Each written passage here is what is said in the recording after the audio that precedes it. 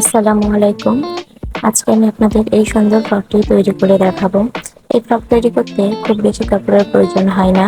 আমি এখানে টুকরো টুকরো কাপড় দিয়ে এই ফ্রকটি তৈরি করব। আপনারা চাইলে বড় গজ কাপড় থেকেও এই ফ্রকটি তৈরি করতে পারেন।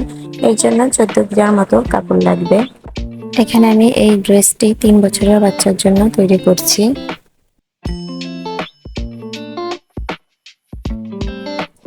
তো প্রথমে আমরা বুকের অংশটি কাটিং করে নেব, যার জন্য আমরা কাপড়টিকে 4 ভাঁজ করে নিচ্ছি।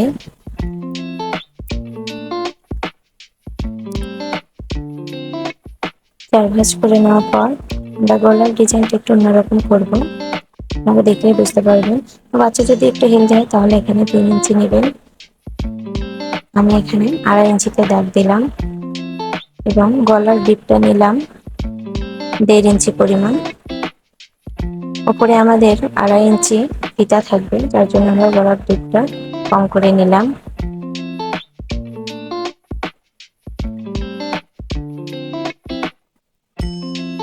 দেখুন আমি গলার শেপটা কিভাবে করছি, এটা আসলে বলে বোঝানো যাবে না, এটা চোখে দেখে আপনাদের শিখতে হবে। এবার আমি বগলের মাপটা নেব। এখানে আমি বগলের 2 ইঞ্চি পরিমাণ মাপ নিলাম, যেহেতু উপরে আমাদের 2.5 ইঞ্চি ফিতা থাকবে তাই 2 ইঞ্চি যথেষ্ট। এরপরে বডি নিলাম 6 ইঞ্চি প্লাস 1 ইঞ্চি এক্সট্রা সেলাই এবং কোমরে 5 ইঞ্চি প্লাস 1 ইঞ্চি এক্সট্রা সেলাই।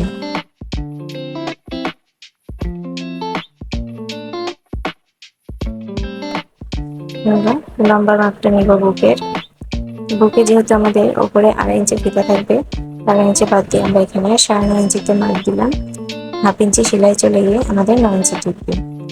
তারপর আমাদের এই সাইডে হাফ ইঞ্চি আমরা রাউন্ড করলাম, এতে করে ফ্রকের কোনা ঝুলে যাবে না। দেখুন আমাদের বুকের অংশটি কাটিং করা কমপ্লিট। এবার আমরা নিজের কুচির অংশটি কাটিং করব। এর জন্য আমি পেছনের পাটটা একটু একটু কাপড় নিলাম। আমরা এখানে কোমরের মাপটা নিয়েছি 14 ইঞ্চি। এখানে আমি কাপড়টা নেব 14 ইঞ্চি একটু বেশি। আমি এখানে 20 ইঞ্চিতে মার্কিং করলাম। আপনারা চাইলে এর বেশিও নিতে পারেন। কুচিটা যত বেশি হবে ফ্রকটা দেখতে তত বেশি সুন্দর লাগবে। এবার আমি সমান করে কাপড়টি কেটে নিচ্ছি।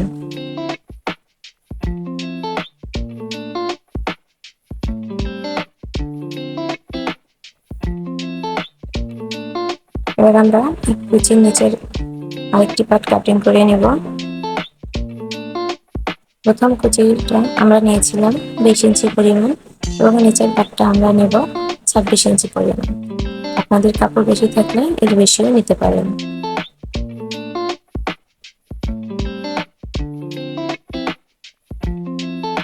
এই কাপড়টি আমি কেটে সমান করে নিলাম। দেখুন আমাদের একটা কাটা কমপ্লিট। এবার আমরা সেম মাপে সামনের অংশের কুচিটা কেটে নেব। আমি এখানে আলাদা আলাদা কাট করে কাটলাম, তারপর আমার টুকরো টুকরো কাপড়। আপনাদের বড় কাপড় হলে আপনারা একসাথেও কেটে নিতে পারেন। দেখুন আমি পেছনের অংশটা সুন্দর করে কেটে নিলাম। আমি এখানে বুকে কিছু ডিজাইন করব, যার জন্য এক টুকরো কাপড়কে 2.5 ইঞ্চি পরিমাণ মাপে কেটে নিচ্ছি।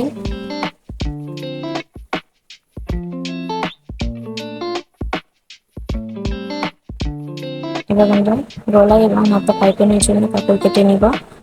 পাইপিংয়ের জন্য অবশ্যই এভাবে কনকনে ভাবে কাপড় কাটতে হবে, নাহলে আপনারা পাইপিংটা দিতে পারবেন না। যতগুলো কাপড় লাগবে আপনি ততগুলো টুকরো কেটে নেবেন। আমার এখানে কাটা কমপ্লিট, চলে এবার সেলাই চলে যায়। আমি এখানে প্রথমে গলার পাইপিংটা তৈরি করছি। দেখুন গলার শেপ অনুযায়ী পাইপিংটা হালকাভাবে ধরে সেলাই দেবেন, টানাটানি করতে যাবেন না, তাহলে গলার শেপটা ভালো আসবে না। তারপর আমি এখানে ছোট ছোট কাট বসিয়ে দিচ্ছি, এতে করে গলাটা সুন্দর হবে। এবার আমরা পিছন দিকে উল্টে মুড়ি দিয়ে সেলাই করে নেব।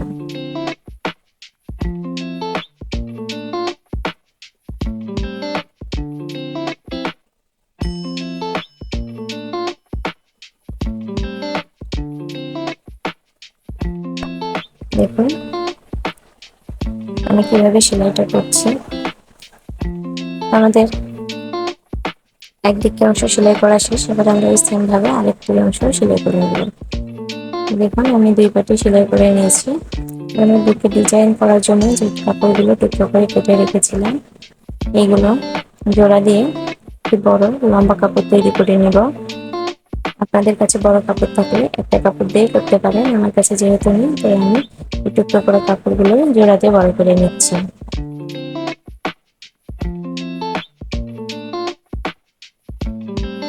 দেখুন বড় করে তৈরি করে নেওয়ার পর আমরা এটাকে ভাঁজ দিয়ে সেলাই করে নেব। 1 ইঞ্চি পরিমাণ কাপড় রেখে সেলাই করলেই হবে, বেশি রাখলে দেখতে ভালো লাগবে না। দেখুন আমি পুরো কাপড়টা এভাবে সেলাই করে নিলাম। এবার আমরা এভাবে উল্টে দেব। এই পুরো কাপড়টি খুব সাবধানের সঙ্গে উল্টে নিতে হবে। দেখুন আমি এভাবে পুরোটা উল্টে নিয়েছি। কাপড়ে এবার ছোট ছোট কুচি দিয়ে সেলাই দিয়ে নেব। কুচিগুলো যেন সমানভাবে সেলাই হয় সেদিকে খেয়াল রাখবেন। অসমান হলে কুচিগুলো দেখতে একদমই ভালো লাগবে না।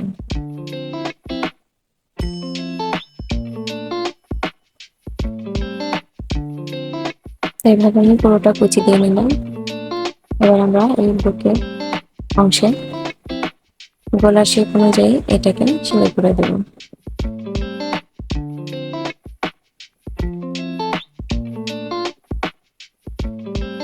ডিজাইনটা খুবই সহজ, আপনারা দেখলে বুঝতে পারবেন।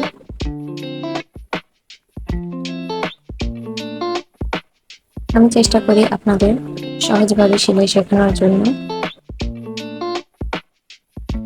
দেখুন আমরা নিচে আরেকটি কুচি বসিয়ে নিচ্ছি। একইভাবে আমাদের কুচিটা বসানো শেষ।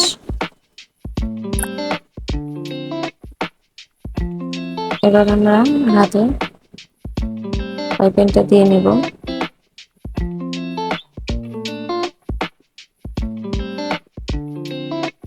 জন্য পাইপিংটা সোজা দিকে রেখে এবং কাপড়ের উল্টো দিকে রেখে সেলাইটা দিয়ে নিচ্ছি। দেখুন আমাদের যে অংশে গলাটা শেষ হয়ে যাবে সেই অংশ থেকে আমরা 5 ইঞ্চিতে একটি মার্কিং করে নেব। যেহেতু আমাদের উপরে ফিতা সিস্টেম হবে, 5 ইঞ্চিতে মার্কিং করলাম। 3 বছরের বাচ্চার জন্য 5 ইঞ্চি যথেষ্ট, এর বেশি করলে গলাটা বড় হয়ে যাবে। এবার 5 ইঞ্চি মার্কিং করা জায়গায় আমরা পেছনের অংশটিও একবারে লাগিয়ে নিচ্ছি।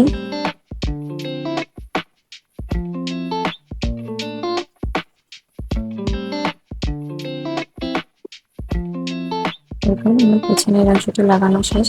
আমি ছোট ছোট কাট বসিয়ে দিচ্ছি। এবার আমরা পাইপিংটিকে সোজা দিকে উল্টে আলগাছ দিয়ে ভালো মুড়ি দিয়ে সেলাই দিয়ে নেব।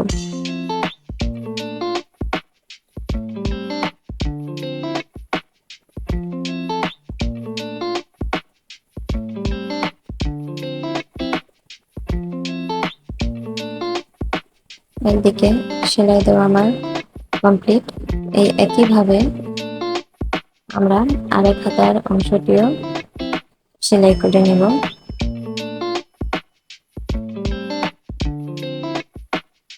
দেখুন আমার 2 হাতাটাই সেলাই করা কমপ্লিট। এবার আমি কুচির অংশটি রেডি করে নেব।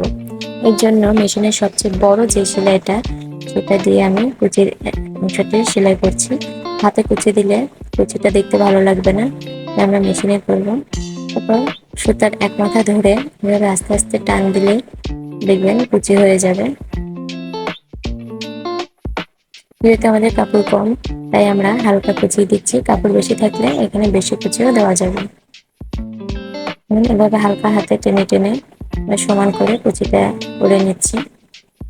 তো এইভাবে আমি বাকি টুকরোগুলোতেও কুচি দিয়ে নেব। দেখুন আমি সবগুলো টুকরোতে কুচি করে নিয়েছি। এবার আমরা বুকের সাথে জয়েন্ট করব।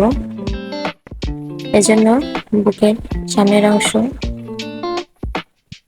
এবং কাপড়ের সোজা দিক রেখে সেলাই করে নিচ্ছি। এ সময় খেয়াল রাখবেন কুচিটা যেন সমানভাবে পড়ে। হাত দিয়ে ঠিক করে করে সাবধানতার সাথে সেলাইটি করবেন। কুচি যদি অসমান হয়ে পড়ে তাহলে কিন্তু দেখতে একদমই ভালো লাগবে না।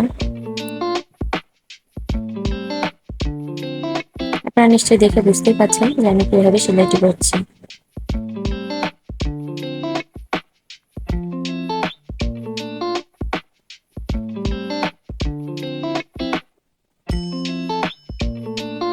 সেলাই করা কমপ্লিট।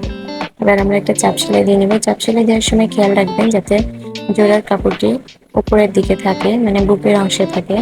তার উপর দিয়ে চাপ সেলাইটা বসিয়ে দেবেন, তাহলে ফিনিশিংটা অনেক সুন্দর আসবে। দেখুন আমি চাপ সেলাইটা দিয়ে নিলাম।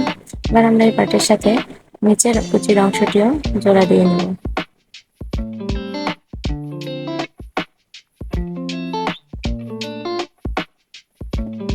পর্যায়েও খেয়াল রাখবেন যাতে কুচিটা সমানভাবে পড়ে, তাহলে দেখতে বেশি সুন্দর লাগবে। দেখুন আমার এক পার্ট কমপ্লিট। এবার আমরা একইভাবে আরেক পার্টও কমপ্লিট করে নেব। আমার পেছন পার্ট সামনের পার্ট দুটোই কমপ্লিট। এবার আমরা বডির সাইডে সেলাই দিয়ে নেব। আপনারা আপনাদের মাপ অনুযায়ী সাইড দিয়ে সেলাই দিয়ে নেবেন।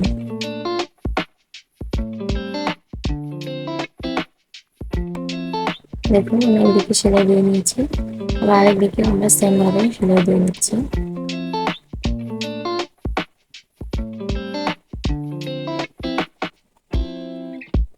আমার দুই দিকে বডিতে সেলাই দেওয়া শেষ। এবার আমরা নিচে মুড়ি দিব। আপনাদের যদি বেশি কাপড় থাকে আপনারা মোটা করে মুড়ি দিতে পারেন। আমার যেহেতু কাপড়টি কম তাই আমি চিকন করে মুড়িটা দিয়ে নিচ্ছি। ভিডিওর পর্যায়ে একটি ছোট্ট অনুরোধ, যদি আমার ভিডিওটি আপনাদের একটু হলেও ভালো লেগে থাকে তাহলে অবশ্যই আমার চ্যানেলটি সাবস্ক্রাইব করবেন, লাইক কমেন্ট এবং বেশি বেশি শেয়ার করে আমার পাশে থাকবেন।